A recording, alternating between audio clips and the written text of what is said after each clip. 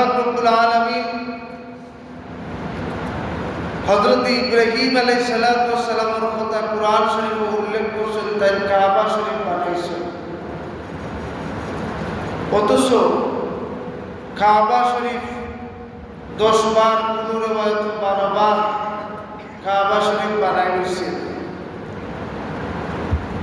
বড় বড় মানুষ, ব্যক্তিত্ব সম্পন্ন মানুষ হলে বানাইছে,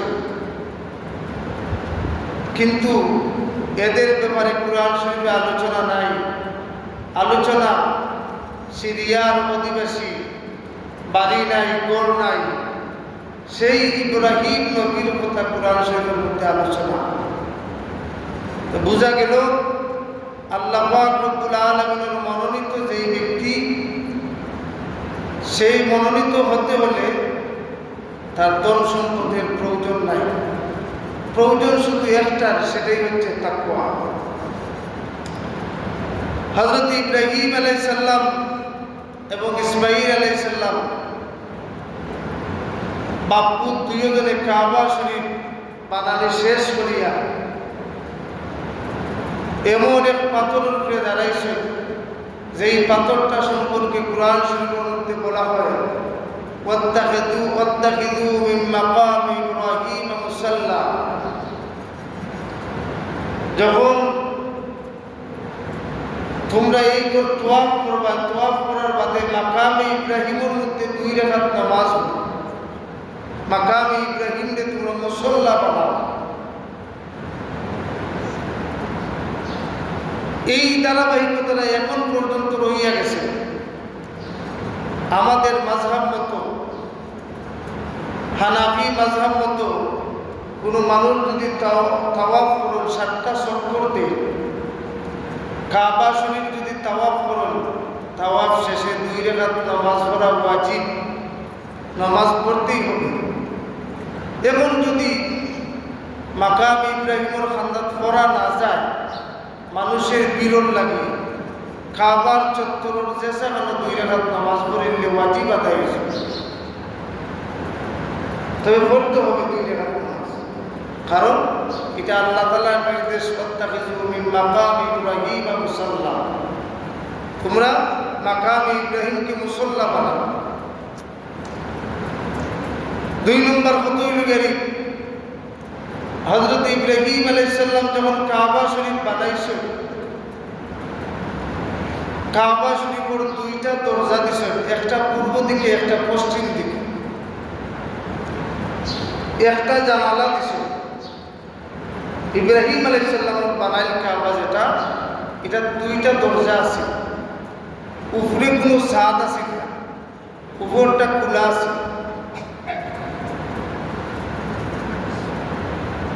হযরত ইব্রাহিম আলাইহিস সালামের কাবা শরীফ বানাইয়া মাকামে ইব্রাহিমের উপরে দাঁড়াইছে, দাঁড়াইয়া দোয়া করছে। দোয়ার পরে আল্লাহ পাক রব্বুল আলামিন ডাক দিয়া বলেন, ওয়াজিন ফিন নাস বিল হজ্জি ইয়াতুকা রিজালান ওয়া আলা কুল্লি দামিরিন ইয়াতিনা মিন কুল্লি ফাজ্জিন আমিক। ও ইব্রাহিম, এখান থেকে তুমি, এই মাকামে ইব্রাহিম থেকে তুমি মানুষদেরকে ডাক দেও, মানুষ যেন আমার এই গড় কাবা বাইতুল্লাহর মধ্যে তাওয়াফ করবার লাগি, হজ করবার লাগি, উমরা করবার লাগি যেন সবাই আসে। সুবহানাল্লাহ। হযরত ইব্রাহিম আলাইহিস সালাম ডাক দিয়ে বলেন, আল্লাহ, আমি এমন এক জায়গার মধ্যে দণ্ডায়মান, এমন এক জায়গার মধ্যে দাঁড়ানো, এই মুহূর্তে আমি যদি ডাক দেই, আমার গলার আওয়াজ তেমন বড় নাই, পাহাড়ের ওদিক থেকে সেদিক আমার আওয়াজ যাইতো নাই। আল্লাহ, এই মুহূর্তে এই জায়গার মধ্যে কোনো মানুষও নাই, আমি খারে ডাক দিতাম। আল্লাহ পাক রব্বুল আলামিন কই, আমি অর্ডার করলাম, তুমি ডাক দেও। যারা আলমে আরওয়ার মধ্যে আছে, রূপ জগৎ যারা আছে, এরা তুমি ডাক দেও, তুমি ডাক দেও। এই মুহূর্তে যারা মায়ের পেটের মধ্যে আছে, তাদেরকেও তুমি ডাক দেও। সুবহানাল্লাহ।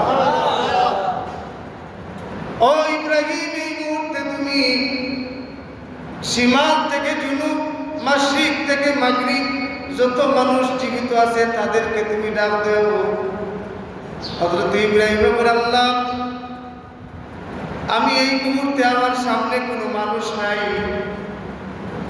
আপনি যে সীমা রেখা দিছেন আলমে আবহাওয়ার মধ্যে যারা এখন দুনিয়া রয়েছে না, মায়ের পেটও হয়েছে না, এরা ডাকতাম, এরা আমার ডাকুন মহিলা। আর আল্লাহ আপনি মহিলা আমি ডাক দিতাম মায়ের পেটের ভিতরে যারা তারা রে, এরা আমার ডাকুন মহিলা। আল্লাহ পাক রব্বুল আলামিন বলেন, ইব্রাহিম আমি হচ্ছি স্রষ্টা আর তুমি সৃষ্টি, আমি খালিক তুমি মাখলুক, আমি রব তুমি গোলাম, আমার আদেশ তুমি ডাক দিতা, তুমি ডাক দিবা আর পৌঁছাইয়া দিবার মালিক আমি আল্লাহ। সুবহানাল্লাহ, আমার আদেশ তুমি ডাক দিতা, তুমি ডাক দেব। হযরত ইব্রাহিম আলাইহিস সালাম বলেন, আল্লাহ ডাক দেওয়ার পথে এরা কি গাইব? আল্লাহ পাক রব্বুল আলামিন কুরআন শরীফের মধ্যে বলেন, তুমি দেখবা এরা দুরান্ত দেখি কেউ কয় হাঁটিয়া রিজালান আলা কুল্লি দামিরিন ইয়াতিনা মিন কুল্লি ফাজ্জিন আমিক, কেউ বাহনের উপরে সওয়ার হইয়া, কেউ আকাশে উড়িয়া, কেউ হাঁটিয়া হাঁটিয়া, কেউ পুরা দৌড়াইয়া, কেউ উট দৌড়াইয়া আমার বড় হাজির হইব। তুমি খালি ডাক দেও, দেখবা রে তারা কি গায়।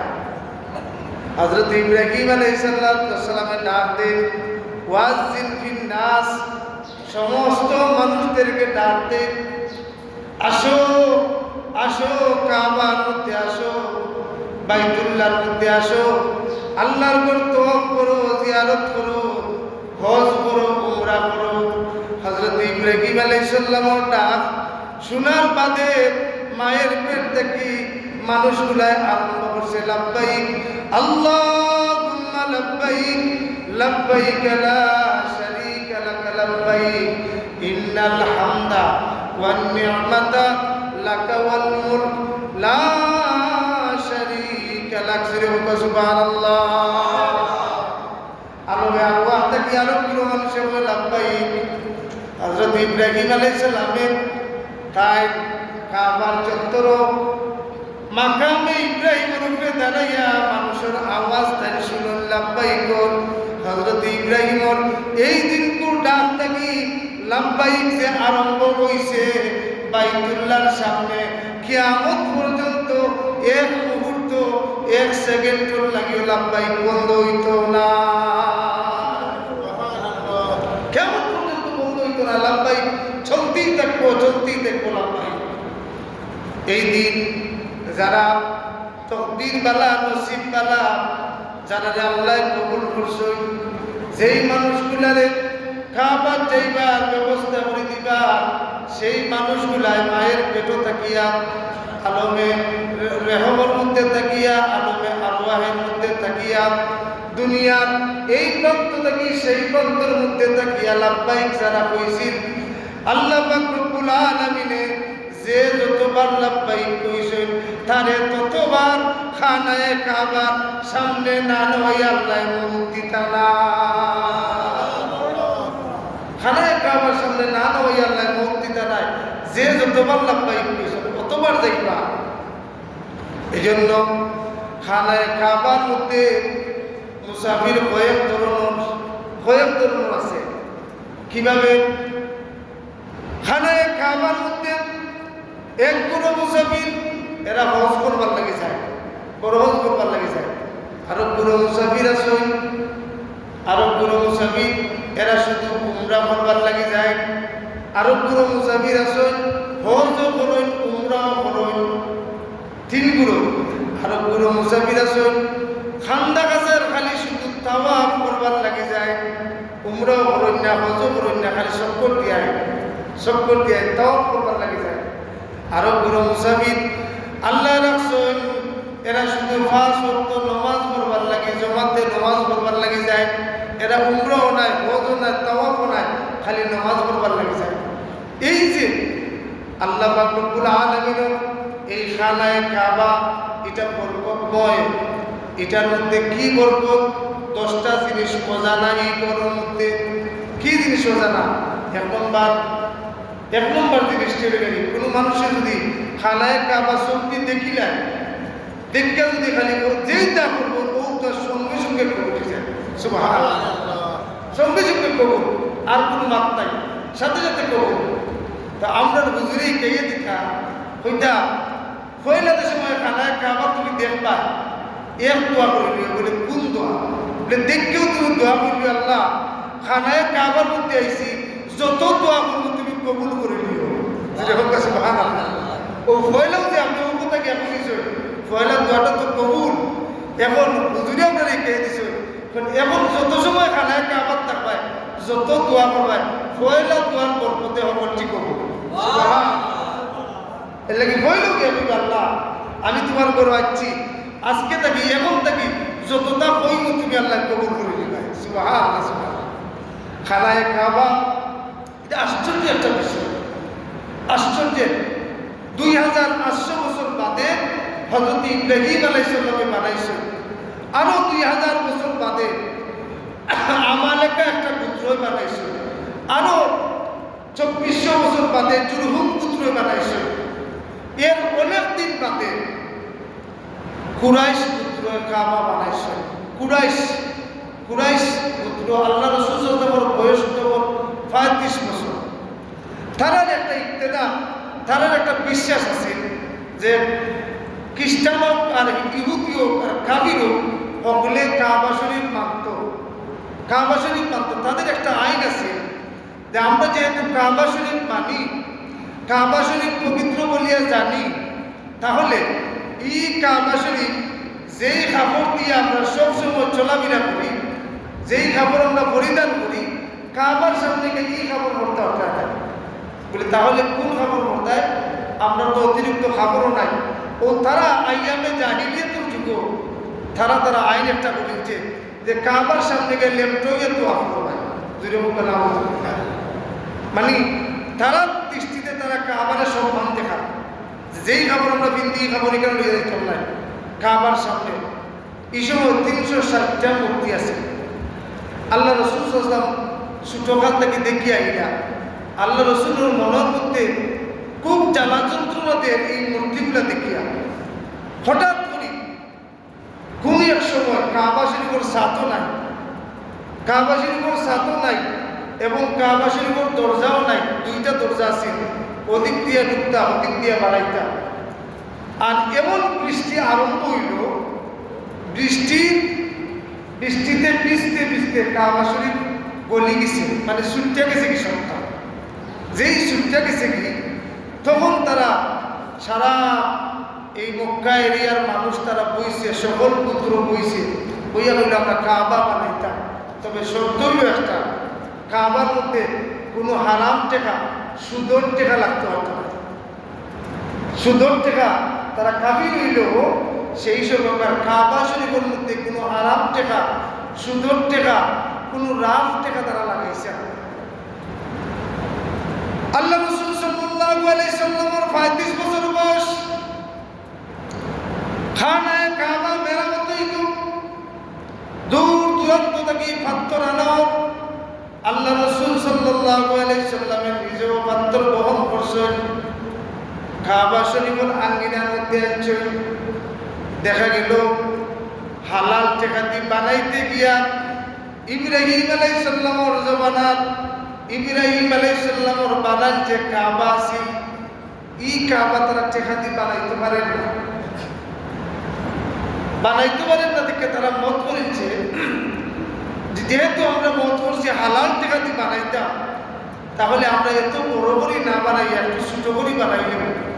দরজা 2টা আছে, একটা বন্ধ করে দিব, একটা দরজা রাখ।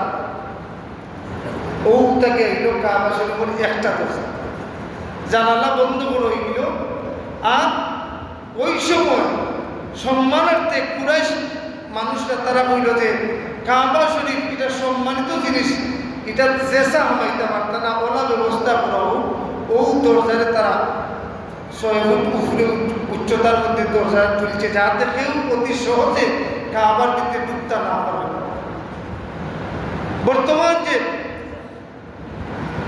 বাবে হাতিম যেটা বাহিরে, এটা কিন্তু কাবারই একটা অংশ, কাবারই একটা অংশ। যদি কেউ বাবে হাতিমের মধ্যে নামাজ পড়েন তাহলে তাই কাবা শরীফের ভিতরে নামাজ পড়বেন, সুবহানাল্লাহ। কারণ এই কাবাটা ইব্রাহিম আলাইহিস সালামের ভিত্তির উপরে, আর এরা টাকা কম না, এরা বানাইতে পারছে না, ছোট করে বানাইছে। এর ৬০ বছর পর আল্লাহ রাসূল সাল্লাল্লাহু আলাইহি সাল্লাম এই কুরাইশটা যখন বানাইছে, খেলে তারা এত বাপ আইলো, তার কারণ আছে, বাপ আইছে খেলে তার কারণ আছে। কারণটা হইল গেরি আল্লাহ রাসূলের জন্মের ১ বছর আগে, জন্মের ১ বছর আগে বিরাট ধনী এক বাদশা, নাম আছে বাদশা আব্রাহা। আব্রাহার বাদশায় সে তার শক্তি এবং টেকার কুমানে সানায়া গোত্রের মধ্যে একটু দূরই সানায়া গোত্রের মধ্যে বিরাট বড় একটা মন্দির বানাইছে।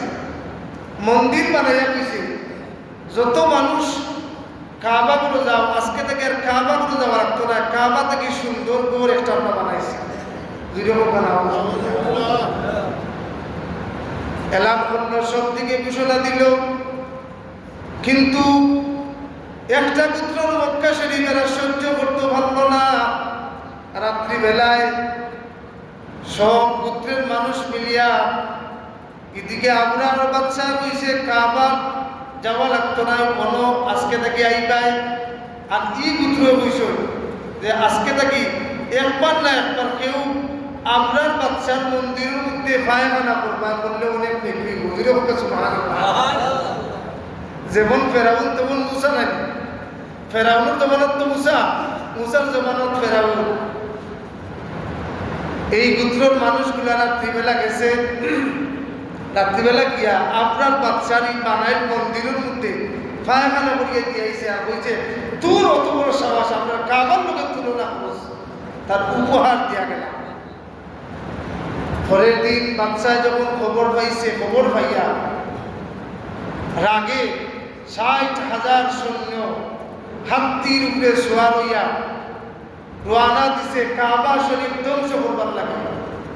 আল্লাহ পাক রব্বুল আলামিন কুরআন শরীফের মধ্যে বলেন, আলাম তারা কাইফা ফাআলা রাব্বুকা বিআসহাবিল ফিল। ও দুনিয়ার মানুষ, তোমরা কি দেখো না আমি কিরাত বড় বড় হাতি বাহিনীরে কিলা সাইজ করছি। হাতি বাহিনীরে সাইজ করতে আমি আসমান থেকে তরবারি দিয়ে ফেরেশতা পাঠাইছি না, আমি কোনো ফলোয়ান পাঠাইছি না, কোনো মানুষ পাঠাইছি না, কি পাঠাইছি? হ্যাঁ, আবাবিল। আবাবিল কি? আবাবিল পাখি, চুলোই পাখি থেকে আরো ছোট, চুলোই পাখি থেকে আরো ছোট, এত ছোট ছোট পাখি। তার মুখের মধ্যে ও যে আমরা বাজার থেকে সানা মটর খাই, মটর লাগান পাত্র, ৩টা পাত্র, একটা পাত্র মুখো আর 2টা পাত্র 2টা ফায়ের মধ্যে ফাঁকির লইয়া খালি আইছে। বাচ্চায় যখন ৬০,০০০ বাহিনী লইয়া রওনা দিছে, কিসের জন্য? কাবা ভাঙবার লাগে, কাবা ভাঙবার লাগে। আব্দুল মুত্তালিবকে দেখা হইল, আব্দুল মুত্তালিব তুমি তো কাবা শরীফের মতল্লি, আমার নবীর দাদা, কাবা শরীফের মতল্লি, রক্ষা করিও, তোমার কাবা আজকে ভাঙবো। আব্দুল মুত্তালিবে বল, এখানে আমার গোর নাই, যে যার গোর তিনি রক্ষা করবা। আব্দুল মুত্তালিবের দলবল লইয়া খানায় কাবার মধ্যে দড়িয়া ডাক দিয়া বলে, আল্লাহ জালিম বাদশার হাত থেকে তোমার করে তুমি রক্ষা করো। আল্লাহ পাক রব্বুল আলামিন আব্দুল মুত্তালিবের দোয়া কবুল করছেন। সঙ্গে সঙ্গে যাকে যাকে আবাবিল ফাঁকি ফাটাইয়া দিয়া একসাথে সারা একটা তসনস করে দিছে। সেই সময় থেকে কাফির ওপর জানো ডোর সর্বনাশ, এটা তো মহামূল্যবান গোর, যেই বেয়াদবি করবে তার জন্য, যেই কাবা শরীফকে বেয়াদবি করবে তার জন্য আমার আল্লাহ পাক রব্বুল আলামিন লাঞ্ছিত অপমানিত শাস্তি তার জন্য রাখবা। যেই বেয়াদবি করবে, এই জন্য সেই ধারাবাহিকতায়, সেই সম্মানার্থে এখন পর্যন্ত আমরা কাবা শরীফ মুখে ফাও টানাইয়া বই না, ফাও টানাইয়া বই না। কারণ কি থাকলে কাবা এটা সম্মানের জায়গা, আমরা ফসবে দিই সেফ পালাই না, পানি এটা মারি না। আল্লাহ পাক রব্বুল আলামিন বলেন এটা যারা করবো এরার ভিতরে আমার তাকওয়া আছে, এরকম সুবহানাল্লাহ। তবে আশ্চর্যের বিষয় এখন কিন্তু কিছু হুজুরগণ বাড়াই কিছু ফতোয়া দিলাই কাবা শরীফ মুখে ফাও দিলে কোনো অসুবিধা নাই, ফতোয়া দিলাই সেফ পালাইলে কোনো অসুবিধা নাই। তবে যারা তাকওয়াবান এই জাতীয় ফতোয়া তারা মানত না। কারণ কাবা হচ্ছে হুদাল্লিল আলামিন, আমার রব হচ্ছেন রব্বুল আলামিন, আর নবী হচ্ছেন রাহমাতুল লিল আলামিন। সুবহানাল্লাহ, সুবহানাল্লাহ। যে আল্লাহর সম্মান করবে সে নবীর সম্মান করবে, যে নবীর সম্মান করবে সে খানায়ে কাবার সম্মান করবে। সুবহানাল্লাহ। খানায়ে কাবা সর্বপ্রথম যখন গিলাফ চড়ানো হইল, খানায়ে কাবার গিলাফ আছিল সাদা। এরপরে যখন চড়ানো হইল খানায়ে কাবার গিলাফ আছিল সবুজ। এরপরে যখন আবার চড়ানো হইল খানায়ে কাবার গিলাফ আছিল হলুদ। বিভিন্ন সময় বিভিন্ন রঙের খানায়ে কাবার গিলাফ আছিল, পর্দা আছিল। এখন খালো আইল কেনে আব্বাসী যুগ। ইতিহাসের পাতায় দেখবো একটা যুগ আছে আব্বাসী যুগ, আব্বাসী খেলাফতের যুগ। এই আব্বাসী খেলাফতের বাদশাহগুলোর পছন্দের কাপড় আছিল কালো কাপড়, পছন্দের কাপড় আছিল কালো কাপড়। এই পছন্দের কাপড় কালো কাপড় আব্বাসীয় খেলাফত বলে তারা কাবা শরীফ পরাইছিল। তারই ধারাবাহিকতায় এখন পর্যন্ত প্রত্যেক বছর একবার কালা কাপড় দিয়ে বেষ্টন করে রাখো। আল্লাহ পাক রব্বুল আলামিন এখন পর্যন্ত এই কাবা শরীফের মধ্যে কুদরত আল্লাহ রাখি দিয়েছেন। কিভাবে কুদরত আল্লাহ রাখিছেন? আপনার নিউজের মধ্যে দেখছেন, খবরের মধ্যে দেখছেন। কাবা শরীফ যারা গেছেন তারাও দেখছেন বিশাল রোদ আর রোদ। মক্কা শরীফ আপনার ফাড়া দেওয়া যায় না, জুতা ছাড়া ফাড়া দেওয়া যায় না, কিন্তু হেরেমের ভিতরে জুতা লাগে না। যেরকম কত সময় যদি এক জায়গা ডুবাইতে পারেন আপনার পাওয়ার মধ্যে, আপনার পাও বরাবর মতো ঠান্ডা হয়েছে। যেরকম এমন এক নিদর্শন বাদশাহ ফাহাদের জমানা, বাদশাহ ফাহাদের না আব্দুল আজিজ বিন ফাহাদের জমানা হইল মিশরের একজন গবেষক, মিশরের একজন আপনার প্রকৌশলী হয়ে জানে ঠান্ডা আইনা হইল যে কাবা শরীফ মানুষের জায়গা ধরেন না, এটা বড় করার কৌশল কিভাবে বড় করা যায়। মিশরের কম বয়সী একজন মানুষ নতুন তাই প্রকৌশলী পাশ করিয়া এসে আইও সর্বপ্রথম তাই কাবা শরীফ রিচার্জ লাগছেন কিলা বড় করা যায়। এই ডাক্তার কামাল ইসমাইল, ডক্টর কামাল ইসমাইল তার নাম। এখনো যদি গুগলও সার্চ দেন, ইউটিউবও সার্চ দেন, আপনারা পাইবা ডাক্তার কামাল ইসমাইলের তাইনোর নেতৃত্বে থানোর বুদ্ধে কাবা শরীফ হেরাম শরীফকে বড় করা হয়েছে। এখন বড় করার কিছুদিন বাদে কইছে ও ডাক্তার কামাল ইসমাইল আর একটু চিন্তাধারা করো, যেহেতু সবসময় এই জায়গার মধ্যে প্রচণ্ড রোদ থাকে, প্রচণ্ড গরম থাকে, তাহলে এই কাবার এরিয়াটা কিভাবে কোন পাথর দিয়া এই কাবা এরিয়াটা টাইলস কোন টাইলস লাগাই যায় যে টাইলসটা ঠান্ডা থাকে, সবসময় ঠান্ডা থাকে, রোদেও গরম হয় না, এমন একটা টাইলসের ব্যবস্থা করে ডাক্তার কামাল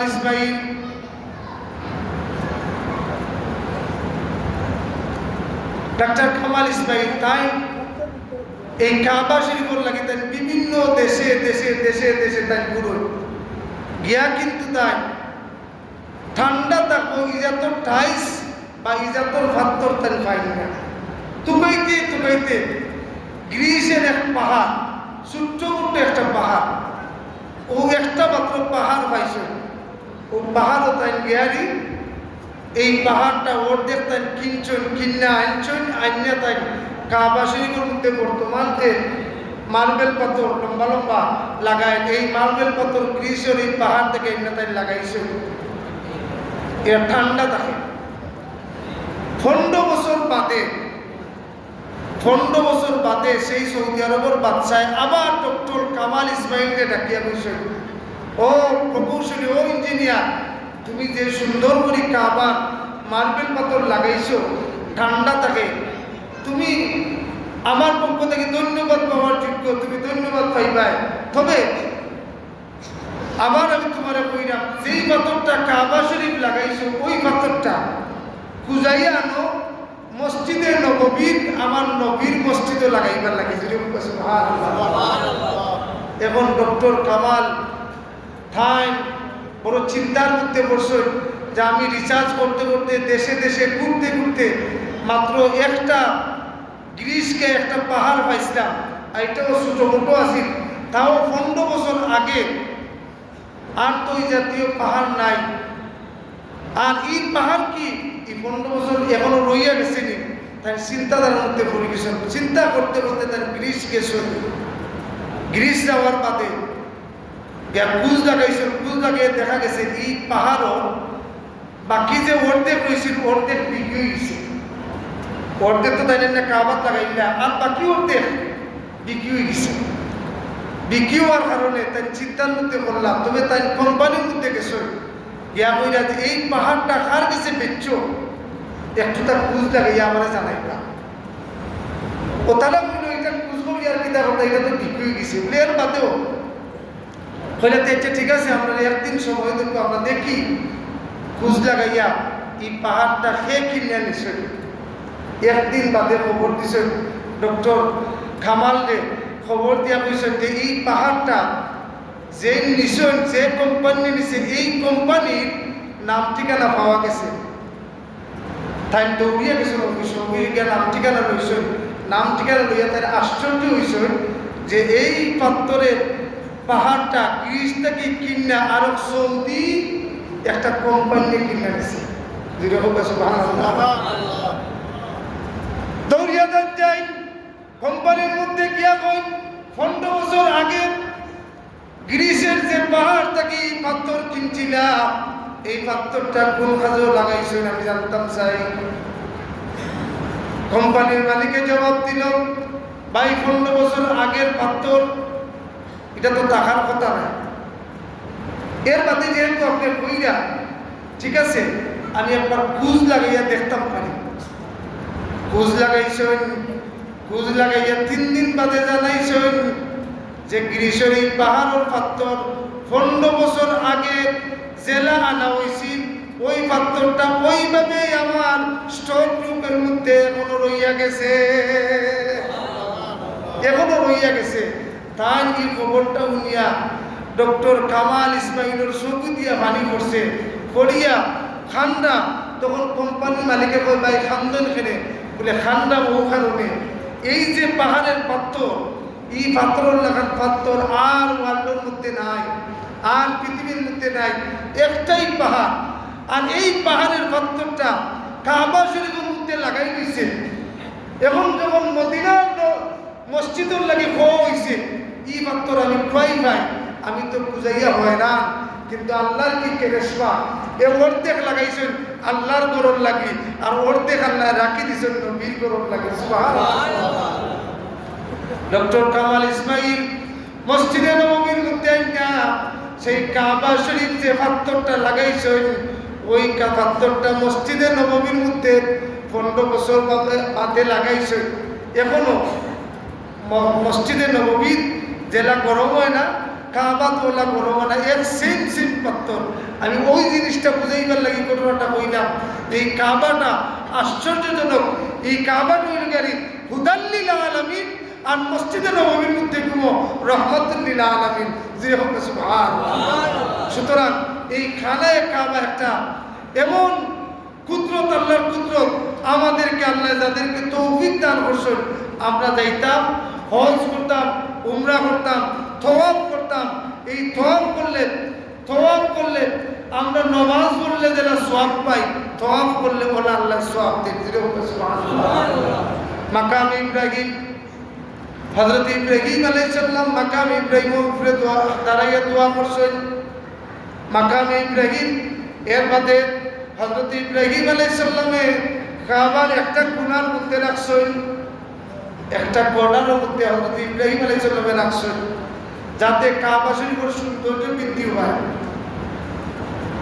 এইভাবে আল্লাহ রাসূল সাল্লাল্লাহু আলাইহি ওয়াসাল্লামের যুগ গেছে, আবু বকরের যুগ গেছে, উমর রাদিয়াল্লাহু তাআলা আনহুর যুগ পর্যন্ত মাকামে ইব্রাহিম রুকনে ইয়ামানির সাইটে দি মাকামে ইব্রাহিম আছে। উমর রাদিয়াল্লাহু তাআলা আনহুর যুগ পর্যন্ত, হযরত উমর রাদিয়াল্লাহু তাআলা আনহুর যুগ হঠাৎ করে ওইগুলো বন্যা, এমন বন্যা হইছে, বন্যায় পাথরটা মাকামে ইব্রাহিমটা কাবা শরীফ থেকে হরাইয়া বাসাইয়া লইয়া গেছে। হযরত উমর রাদিয়াল্লাহু তাআলা আনহু এই পাথরটা পানি থেকে তুলিয়া আইনা কাবা থেকে কিছু দূরই, যাতে মানুষের তওয়াফ করতে কোনো অসুবিধা না হয়, তওয়াফ করতে কোনো অসুবিধা না হয়, ও উমর রাদিয়াল্লাহু তাআলা আনহু একটু দূরই রাখছেন মাকামে ইব্রাহিম। বর্তমানে মাকামে ইব্রাহিম যেই জায়গার মধ্যে আছে, এই জায়গার মধ্যে হযরত উমর রাদিয়াল্লাহু তাআলা নিজ হাতে রাখছেন। সুবহানাল্লাহ। কিয়ামত পর্যন্ত এই জায়গার মধ্যে থাকবো। ওয়াত্তাখিযু মিন মাকাম ইব্রাহিম মুসাল্লা, যত কিয়ামত পর্যন্ত যত মানুষ এই জায়গার মধ্যে যাইবা, এই জায়গার মধ্যে গেলে এই মাকাম ইব্রাহিমকে মুসল্লা বানাইয়া নামাজ পড়বা। আল্লাহ পাক রব্বুল আলামিন আমাদেরকে তৌফিক দান করুকা এবং এই আল্লাহর নিদর্শন দেখবার লাগি আমাদেরকে আল্লাহ যেন জলদি জলদি তৌফিক দান করুকা। আর আমার শেষ কথা হইল গেরি, যাদের উপরে হজ ফরজ, যাদের উপরে হজ ফরজ, তারা হজ করতা, হজ এটা ফরজ জিনিস, আল্লাহ আমরা তৌফিক দান করুকা। আর ইনশাআল্লাহ আগামী শুক্রবার থেকে হাজারে আসওয়াদ নিয়া জমজম সাফা মারওয়া ধারাবাহিক আলোচনা করব। আল্লাহ তৌফিক দান করুন। আখিরু দাওয়ানা আলহামদুলিল্লাহি রাব্বিল আলামিন। আসসালামু আলাইকুম।